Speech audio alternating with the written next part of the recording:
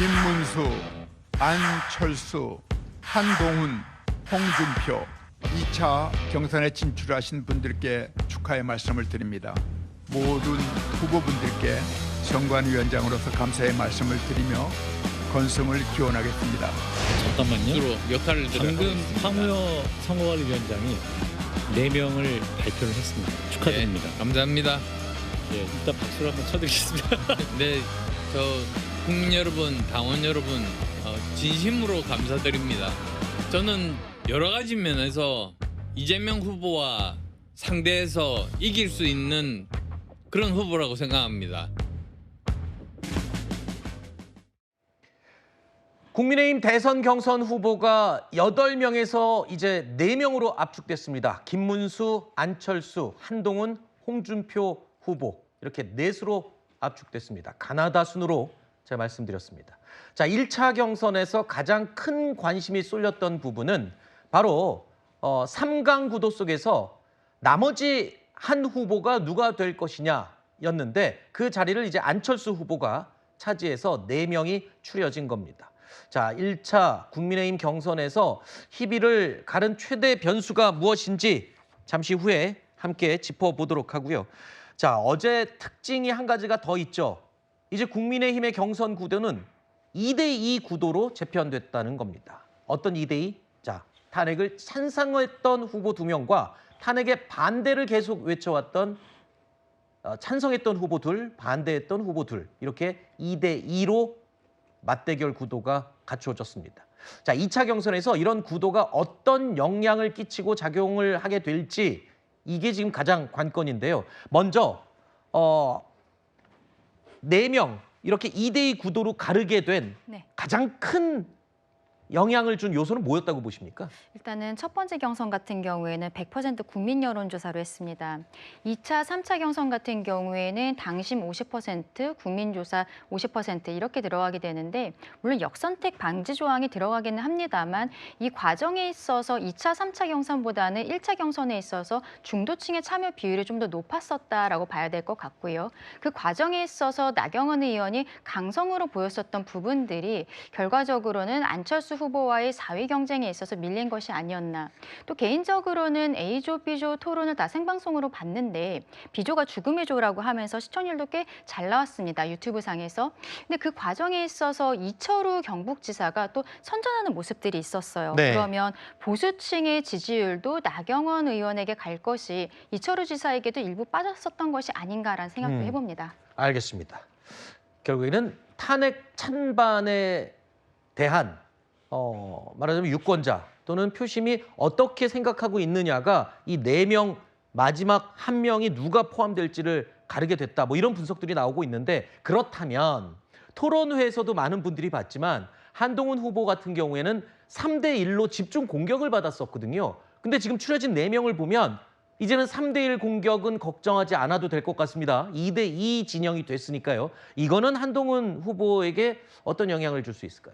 크게 득이나 실로 단정하기는 어렵다고 봅니다. 그 4위 자리에 나경원 후보가 올라오느냐 안철수 후보가 올라오느냐를 놓고 예측도 많았고 그것이 누구에게 어떻게 유리할 것이냐 하는 갑론을박도 많았는데 토론 구도가 3대1로 형성되더라도 사실은 그 시청자들이 각자 탄핵에 대해서 가지고 있는 입장에 따라서는 오히려 일이 돋보일 수도 있는 것이거든요. 네. 그렇기 때문에 2대2로 됐다고 해서 특별하게 큰 유리함이 생겼냐 하면은 꼭 그렇게 단정하기는 어렵습니다. 그리고 네. 안철수 의원 같은 경우에는 사실 일관되게 탄핵을 찬성하기만 했던 것은 아니죠.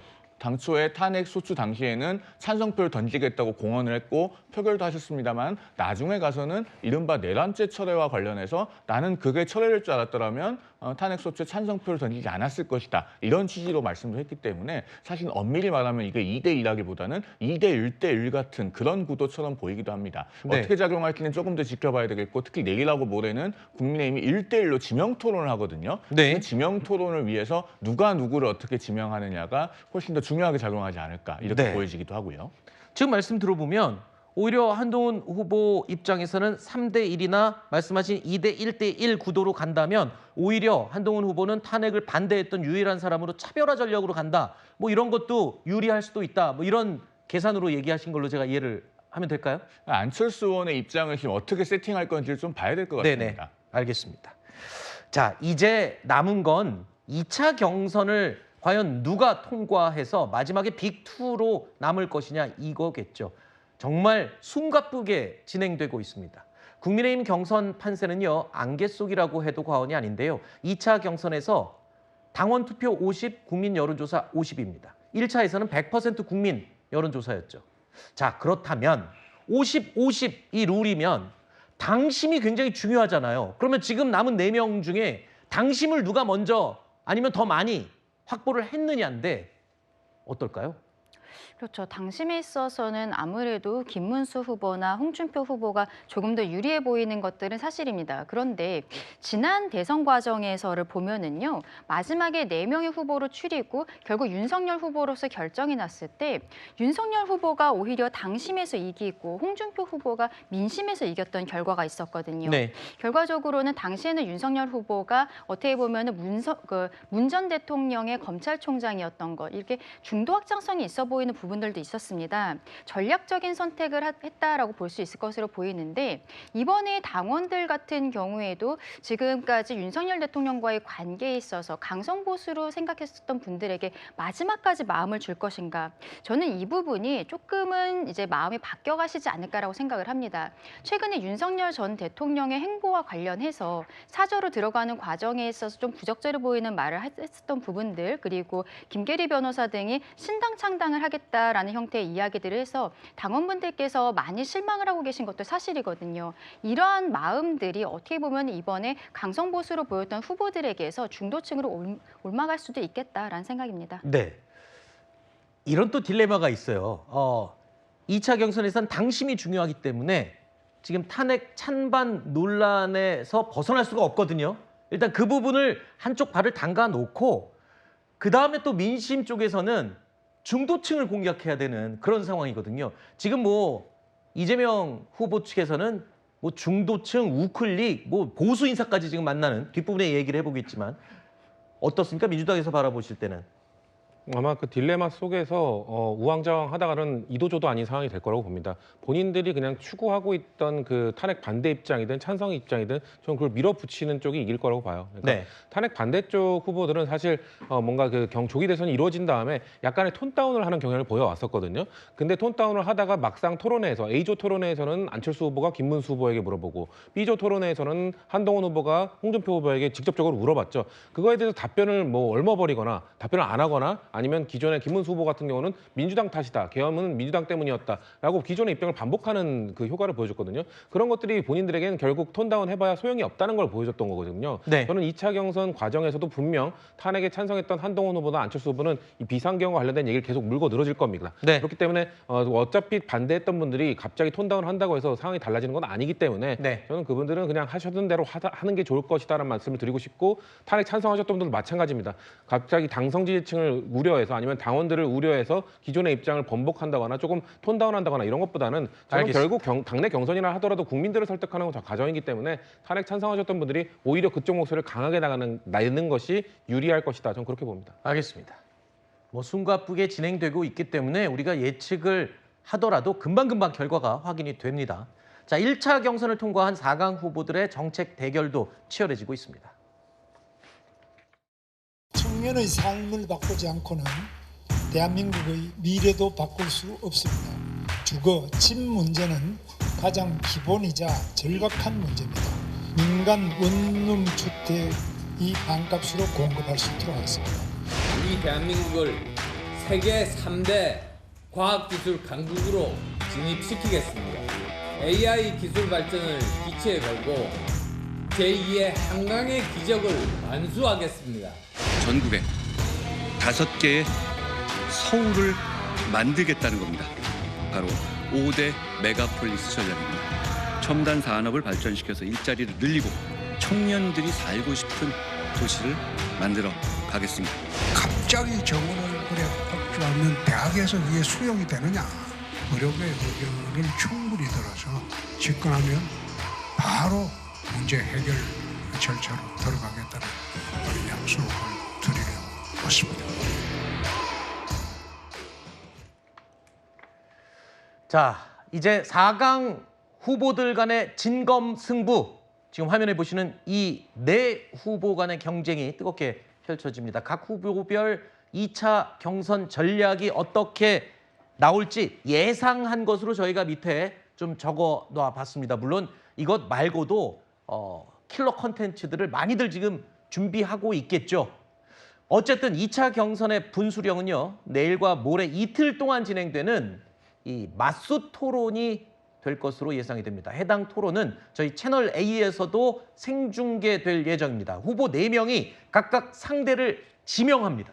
지명한 후보와 1대1 토론을 벌이는 형식이 될 텐데요. 상대에 따라서 본인의 장점을 부각시킬 수도 있습니다. 하지만 선택했는데 의외로 선전을 못하면은 선택 안 하니만 못한 결과가 나올 수도 있죠. 각 후보가 누구를 선택할지도 지금 관심이 모아지고 있는 그런 상황입니다. 자, 특정 후보에게 지목이 몰릴 경우에 한 명이 4번을 다 토론할 수도 있다. 진짜 아무도 짐작 못하는 거죠. 아까 방송 시작 전에 저희 패널들끼리도 그런 얘기를 잠깐 했어요. 이거 짝대기가 한 사람한테 다 몰리면 이거 어떻게 되는 거냐. 송 대표님 어떻게 보세요?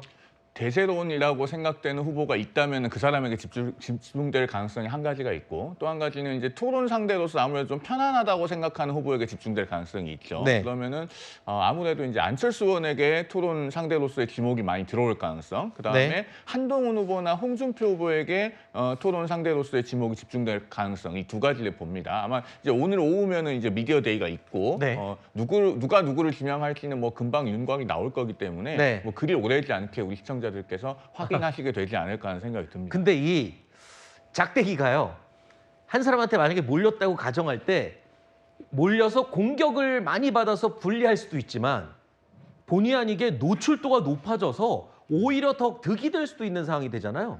그렇지 않습니까? 네, 그렇습니다. 그래서 어떤 후보가 지목을 당하는지, 그리고 그 지목을 당했다고 해서 바로 뭐 불리하다든가 유리하다고 단정 지을 수는 없을 것 같아요. 어떤 후보의 경우에는 토론에 강점이 있는 후보가 있을 수도 있고요. 네. 약점이 있는 후보도 있을 수 있습니다. 정말 개개의 후보들마다 그런 면들이 있기 때문에 토론에서 어떤 역할과 어떠한 강점 포인트를 보여줄지는 아마 지켜봐야 될 문제가 아닌가 생각이 들고요. 네. 저는 예측컨대 많은 한동훈 후보가 좀 지목을 많이 당할 가능성도 있지 않나 생각이 들고요. 아, 그래요? 저는 한동훈 후보의 경우에는 오히려 홍준표 의원을 지목을 할 가능성이 있지 않나라는 생각도 듭니다. 네. 여러 가지 측면에서 양강 구도로 형성하려는 그런 모습을 보여줄 가능성도 있기 때문에 그럴 가능성도 있지 않을까 싶습니다. 홍준표 후보 입장에서도 한동훈 후보가 본인을 지명하기를 기다리고 있을 것 같아요. 안 그래요? 저는 홍준표 후보는 한동훈 후보를 지명할 것 같은데 네. 한동훈 후보 같은 경우는 탄핵에 있어서의 선명성 이런 것들을 부각하기 위해서는 김문수 후보를 지명하지 않을까라고 생각을 합니다. 그 말은 좀 쉬운 후보를 택한다 이런 뜻으로 쉬운 들리나? 후보가 그거 아니라 아니죠? 본인은 전략적으로 어쨌든 이번 대선에 나온 이유 자체가 대통령의 탄핵이 정당했다. 그리고 거기에 대해서 본인은 처음부터 그렇게 이야기를 했고 당을 이끌어가려고 했는데 당내의 다른 세력들로부터 축출당했다라는 이미지를 갖고 있는 것 아니겠습니까? 근데 홍준표 후보도 사실상 윤석열 전 대통령의 탄핵 과정에 있어서 약간 애매한 스탠스들이 있거든요. 네. 김문수 후보가 가장 선명하다고 볼 수 있기 때문에 그리고 어차피 홍준표 후보가 한동훈 후보를 지명을 하게 된다면 그 과정도 토론이 이루어지기 때문에 그렇게 되지 않을까. 다만 안철수 후보와 한동훈 후보가 둘이 토론할 일은 없을 것이라고 생각을 합니다. 이번 2차 경선 같은 경우에는 당심 50%, 민심 50%인데 당원들에게 어필하기 위해서는 앞서 제가 지금 당원들도 윤석열 전 대통령에게 실망을 하면서 전략적 선택을 할 수 있다라고 네. 말씀을 드렸습니다만 탄핵에 찬성한 후보들끼리 토론하는 것에 있어서는 큰 흥미를 느끼지 않을 가능성이 네. 높거든요. 그래서 두 분이 토론하는 것은 좀 없지 않을까라고 생각합니다. 알겠습니다.